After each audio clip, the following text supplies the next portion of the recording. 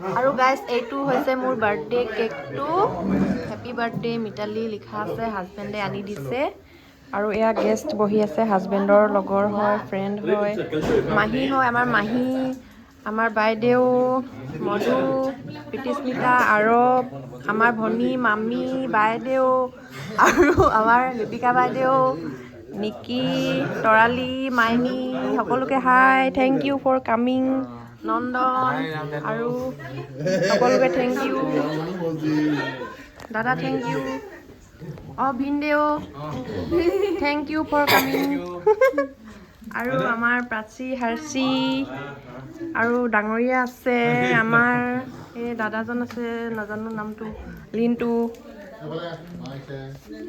আৰু মামীজি আৰু মই এতিয়া কেক কাটিম মানে চ' I am excited now I am going to cutting this cake আজি কাৰ বাৰ্থডে মোৰ বাৰ্থডে আৰু মিতালী সেইকাৰণে দিছে বাৰ্থডে